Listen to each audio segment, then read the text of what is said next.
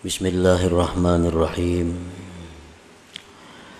Alhamdulillahilladzi tanazzaha 'anis satiri wal hijab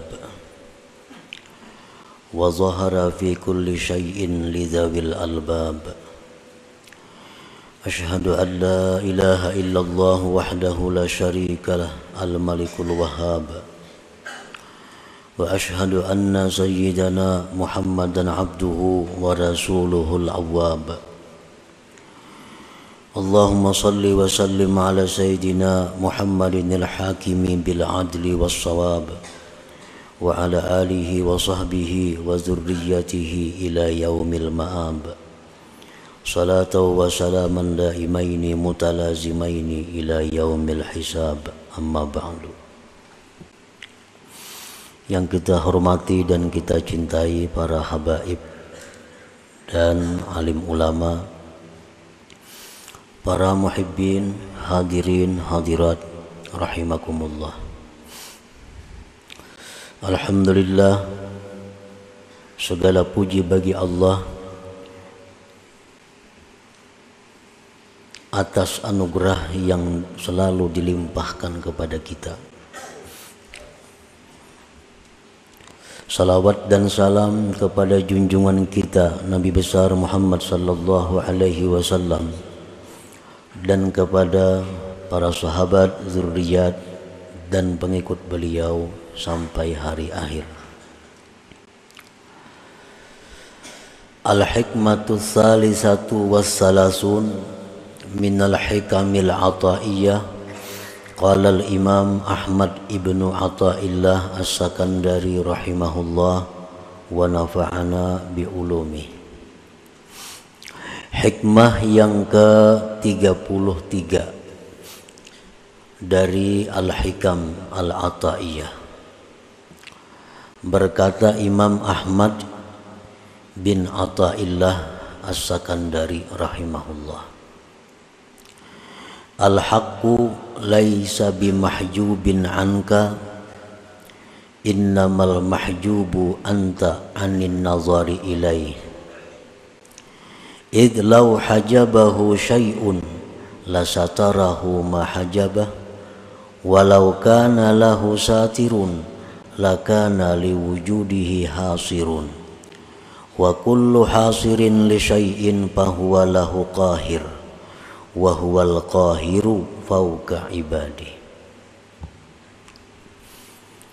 Yang artinya hikmah ke-33, bermula Tuhan kita Allah subhanahu wa ta'ala, tidaklah dia terdinding daripada engkau.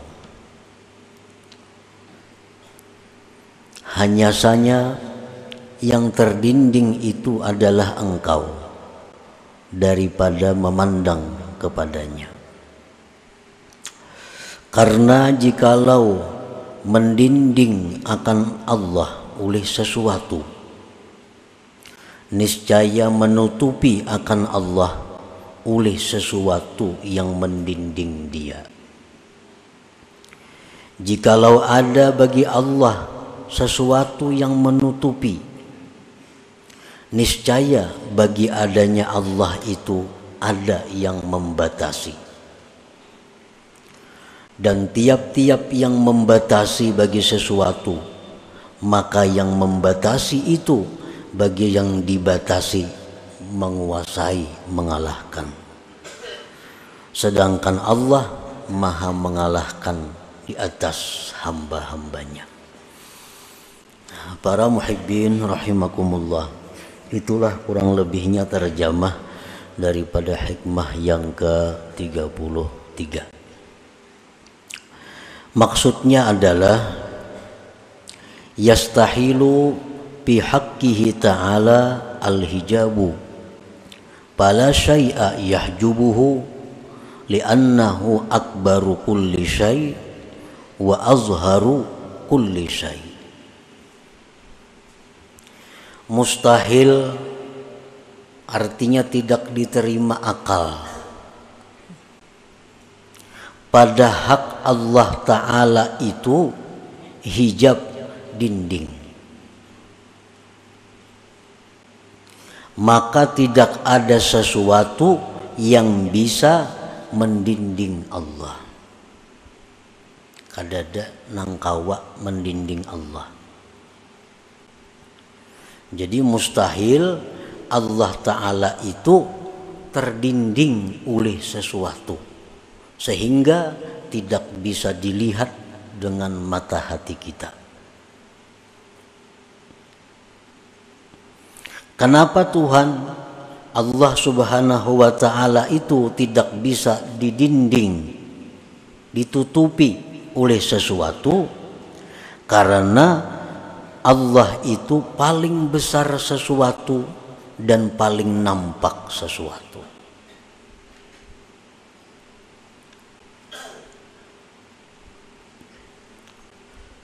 Allah itu maha besar. Selain daripada Allah itu kecil. Maulah nang kecil ini melindungi lawan yang maha besar. Kan mustahil.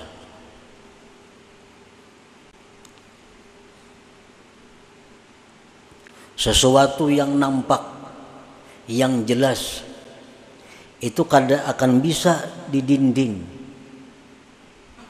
ditutupi oleh sesuatu yang samar, yang kada jelas. Wa idza lam tarahu wa huwa akbaru wa azharu min kulli syai' fa syai'un fika yahjubuka an musyahadatihi. Apabila mata hati engkau itu tidak melihat Allah, padahal Allah itu paling besar sesuatu, Allah itu paling nampak dari segala sesuatu. Apabila mata hati kita tidak bisa melihatnya, maka berarti ada sesuatu pada engkau yang mendinding engkau daripada menyaksikan Allah Subhanahu wa Ta'ala. Berarti masalah ini pada kita. Allah Ta'ala itu maha nampak, Allah Ta'ala itu maha besar. Dimanapun kita berpaling, di sana Allah. Tetapi kita kadang melihat. Berarti yang punya masalah ini kita. Kita yang bermasalah. Mata kita. Orang samun melihat mah baiknya jurang itu. Kita kadang melihat. Berarti kita yang masalah ini.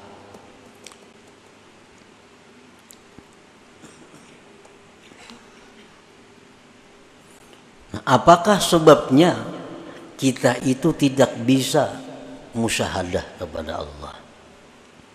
Apa sebabnya kita ini kada bisa ingat lawan Allah?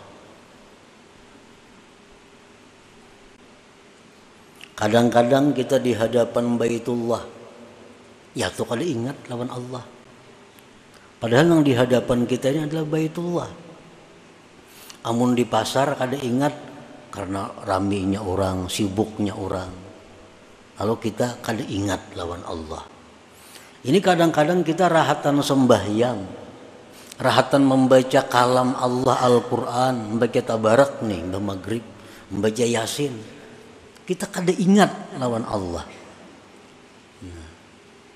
Ini berarti di dalam diri kita ini ada penyakit, ada sesuatu yang menyebabkan kita kada bisa ingat, kada bisa musyahadah kepada Allah. Nah, wa idza lam tarahu wa huwa akbaru wa azharu min kulli syai' fa syai'un fika yahjubuk an musyahadatihi.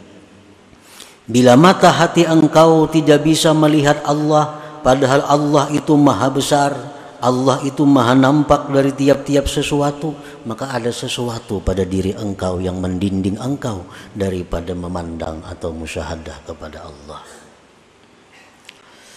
Nah, para muhibbin rahimakumullah, di dalam sembahyang berapa kali kita diperintahkan untuk melapazkan Allahu Akbar? Berapa kali? Mulai nang wajib sampai nang sunat. Nah, tujuannya apa?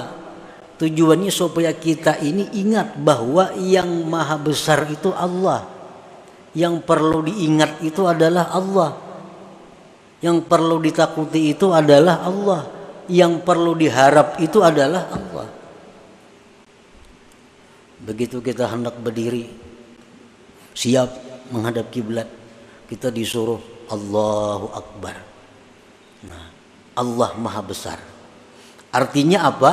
Supaya mulai kita ucap Allahu Akbar itu, yang lain ini hilangan karena halus-halus. Setiap kali kita berhadapan dengan yang besar, ada yang halus-halus, nah halus tuh ada kelihatan lagi. Nah, makanya disuruh Allahu Akbar. Hendak ruku, supaya ruku kita ini bujur-bujur kepada Allah. Jangan sampai di dalam ruku itu ada hati kita selain Allah. Disuruh pulang kita Allahu Akbar, hanya ruku.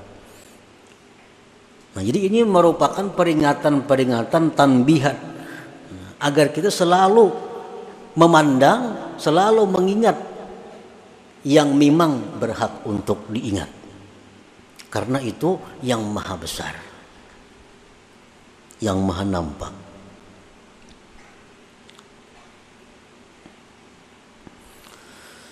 Nah, apabila kita sudah mengakui Allahu Akbar, Allah itu maha besar, sudah meyakini Allah itu maha nampak, Allah itu sangat jelas, tapi kita kada bisa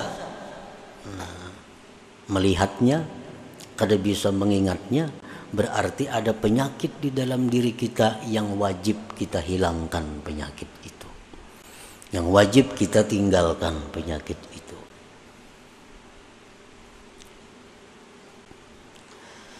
Nah, apa penyakitnya sehingga kita ini kada bisa musyahadah lawan Allah?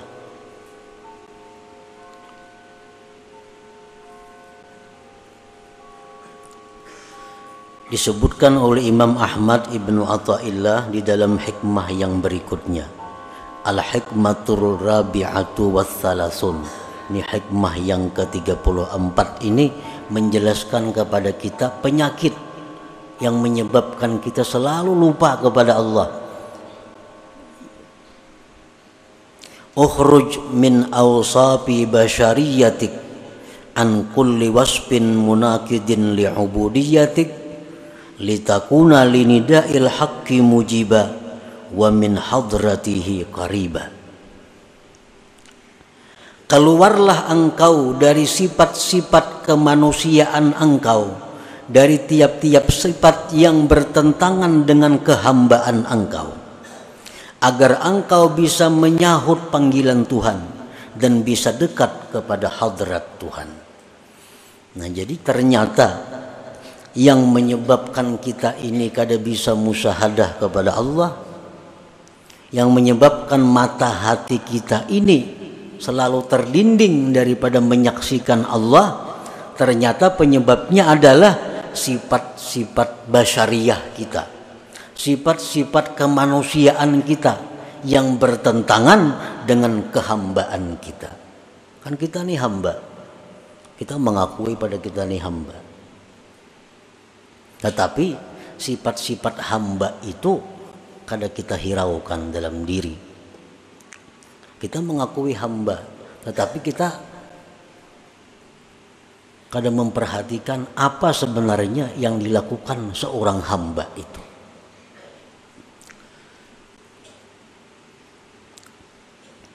Nah, maksud daripada hikmah yang ke-34 ini adalah khalli qalbak anis sifatil madhmumah al-bahimiyyati was-sabu'iyyati wasyaitaniyati war-rabbaniyah wa halliha bi sifatil ubudiyah yukshaf lakal hijab alladzi fik fatarallah akbar wa azhara kulli syai.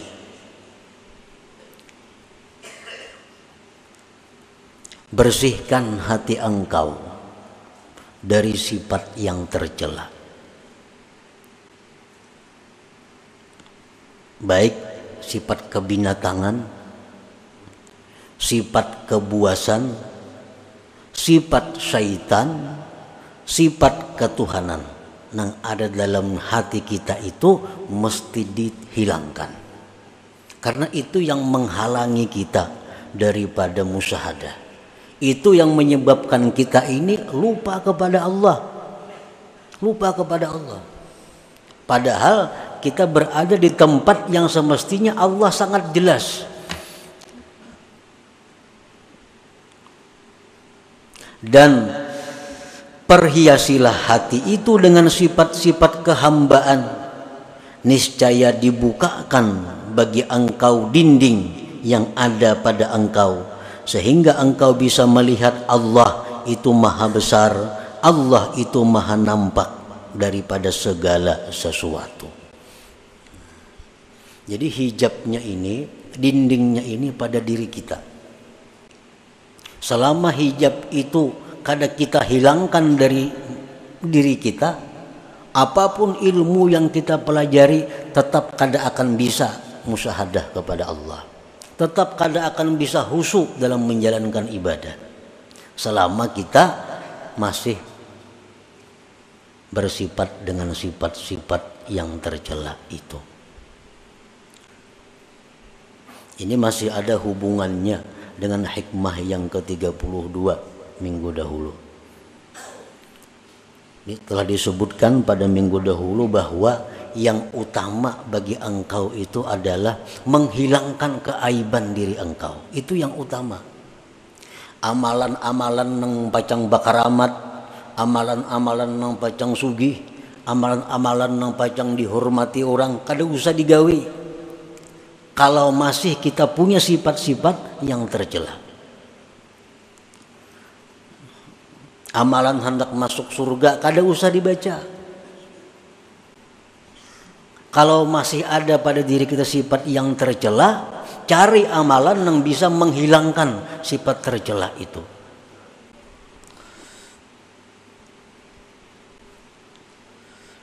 Sifat bahimiyah. Kita lahir ke dunia, seorang manusia ini disertai dengan 4 sifat itu. Sifat kebinatangan, kebuasan, sifat syaitan, dan sifat ketuhanan. Keempat-empatnya ini mesti dibersihkan. Sifat bahimiyah itu macam apa? Kebinatangan itu kaqada'i syahwatil batni wal farji wa ma yatba'uhuma min hubbiz zina wa hubbil mal. Sifat kebinatangan yang ada pada diri kita ini adalah selalu ingin meluluskan syahwat perut dan syahwat kemaluan. Ini sifat kebinatangan. Nang jadi prioritasnya adalah makan dan kawin. Bahasa kita ini itu. Pikirannya nih makan lawan kawin. Nah ini sifat kebinatangan yang menyebabkan kita kada kawa ingat lawan Tuhan.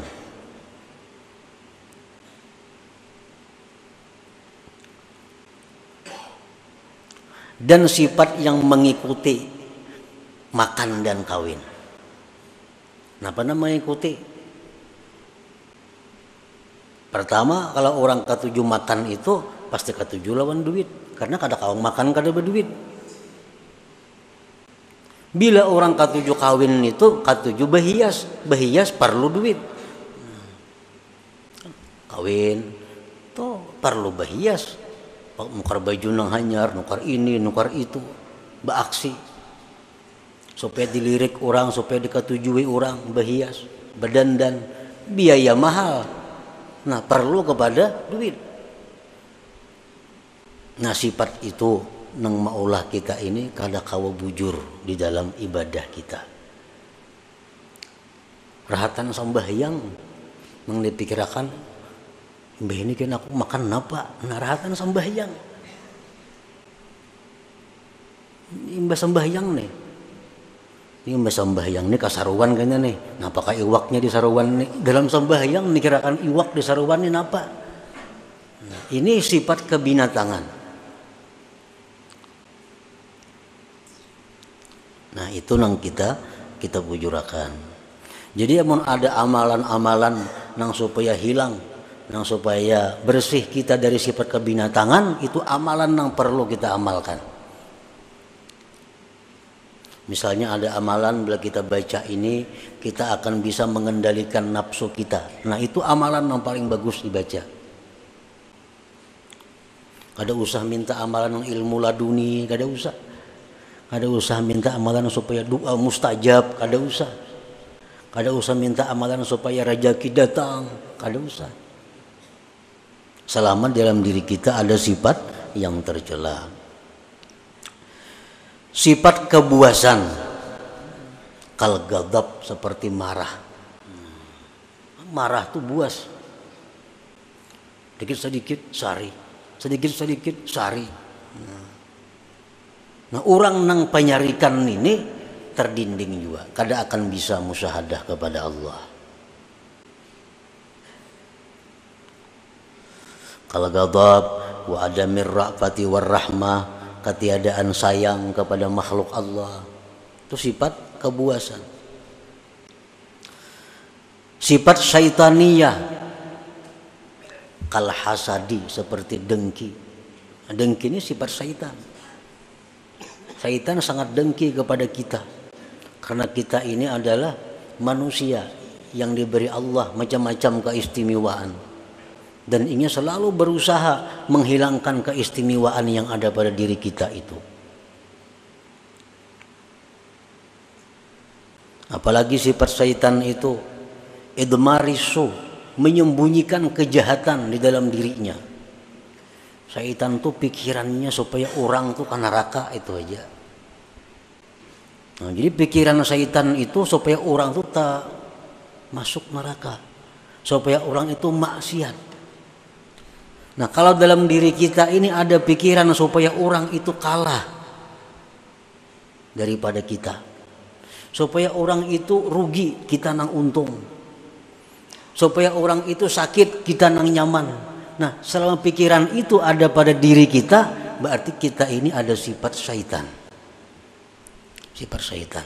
Dan itu mendinding kita daripada ingat kepada Allah. Wasifatur rabbaniyah, sifat ketuhanan itu apa? Sifat ketuhanan itu kal isti'la, seperti hendak berkuasa. Orang ini ketujuh hendak jadi ketua aja gawiannya. Bila kata jadi ketua, ini mundur. Kita berkumpulan di kampung nih. Ini hendak jadi ketua, diulah wakil, ini mundur. Ini sifat ketuhanan. Kan Tuhan itu menguasai. Apalagi sifat ketuhanan hubbul madah wassana. Orang ini ketujuh dipuji, diambung. Nah, bila dipuji, bila diambung, wah, sanang banainya. Minum gini biriakannya. Hubbus sana. Bila dalam diri kita ini ada sifat macam itu, suka dipuji orang, apalagi mencari-cari pujian. Nah, itu sudah. Nah, jadi itu pendinding kita nang maulah kita ini kusut beribadah kada kawalawas, datang pendudian bulik pendahuluan, datang pendudian bulik belakalakas pendahuluan. Ini kan apa? Nah, karena ada sifat-sifat yang tercela ini dalam hati. Mun kita beilang ke rumah orang umpamanya, bilang ke rumah orang, ampun rumah kada mau menghadapi, ampun rumah kada mau menghadapi, apalagi nyurungi banyu kada mau, menghadapi aja kada mau. Pasti pikiran kita napa? Nak lakas bulik kayak gitu, nak lakas bulik kayak gitu. Apa orangnya kada menghadapi, banyunya kada ada keluar. Nah kayak itu juga kita beribadat di majelis taklim, di masjid. Kalau Allah itu berpaling dengan kita, nak lakas tu bulik. Kenapa? Ini ampunnya kada menghadapi. Nah, tapi kalau orang-orang yang dihadapi Allah, apalagi di tempat ibadah itu dijauh oleh Allah, nah, semalaman tahan duduk. Nah, karena orang ini dihadapi Allah, dijauh oleh Allah, artinya bisa menyaksikan mata hatinya kepada Allah Subhanahu wa taala. Dan ini kebanyakan kita. Mengapa aja urusan kebaikan nak lakas tuntung. Bila urusan kebaikan pasti hendak lakas tuntung. Model kada sanggup itu menghadapi. Nah, kenapa? Karena Allah berpaling. Inya kada bisa melihat. Mata hatinya kada kuntak. Nah, karena terdinding oleh sifat-sifat nang kebinatangan nang berkuasa dalam diri kita. Nah, kemudian lagi sifat kehambaan. Nah, sifat kehambaan yang mustinya sifat kita tuh. Pertama, taat. Itu sifat seorang hamba. Mustinya taat kepada Allah, taat kepada hukum. Ini sifat seorang hamba. Apalagi sifat seorang hamba itu tawadhu. Itu sifat hamba, tawadhu. Apalagi sifat hamba ikhlas, berbuat itu untuk tuannya, beramal untuk Allah. Nasihat, ini sifat hamba. Nasihat ini artinya apa? Menghendaki agar kawan ini nyaman, agar kawan ini baik, agar kawan ini selamat. Itu nasihat. Itu sifat seorang hamba. Nah, bila sudah sifat-sifat kebinatangan, kebuasan, syaitan, sifat rabbaniyah itu sudah kita hilangkan dari diri kita dan kita hiasi hati dengan sifat kehambaan kita, maka otomatis sudah kita bisa musyahadah kepada Allah. Musyahadah kepada Allah. Sembahyang kita memandang Allah, ibadah kita membaca Quran memandang Allah. Maka akan kita temukan kenikmatan-kenikmatan ibadah, kelezatan-kelezatan ibadah. Fahina idin tasduqu fi qaulika Allahu Akbar. Nah, maka pada ketika itu engkau menjadi orang yang jujur dalam perkataan engkau Allahu Akbar. Kita ini kada jujur banyak. Kita harus mengakui bahwa kita ini kada jujur. Terutama kepada Allah. Terutama kepada Allah. Kita mengucap Allahu Akbar. Nahap Allahu Akbarnya. Angkat tangan lagi. Tapi pada praktiknya kita kadang menganggap Allah itu yang besar. Ada usaha kita yang maha besar. Ada duit kita yang maha besar. Jabatan kita yang kita agungkan mati-matian. Ini kada jujur dengan Allah. Dalam sembahyang, inna salati, sembahyang ulun, wa nusuki, ibadah ulun, wa mahyaya, hidup ulun, wa mamati, mati ulun, lillah, bagi Allah Rabbil Alamin. Itu pengakuan dalam sembahyang. Jujurlah kita itu, hidup kita ini untuk Allah. Jujurlah kita mati untuk Allah. Jujurlah kita beribadah untuk Allah. Nah, ini kebanyakan kita kada jujur.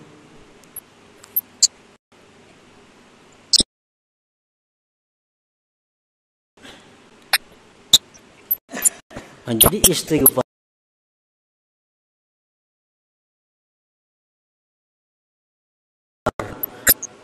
permintaan ampun kita kepada Allah itu yang utama adalah kita minta ampun kepada Allah atas ketidakjujuran kita kepada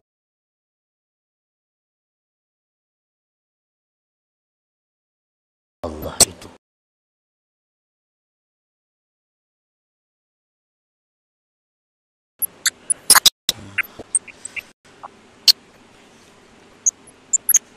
Fahina idin tasduqu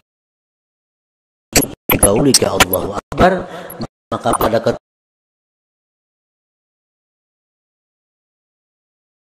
ketika itu engkau sudah bisa bersih hati dari sifat yang kada baik dan sudah berpakaian dengan sifat yang baik, pada ketika itu engkau bisa musyahadah kepada Allah, maka jujurlah engkau dalam perkataan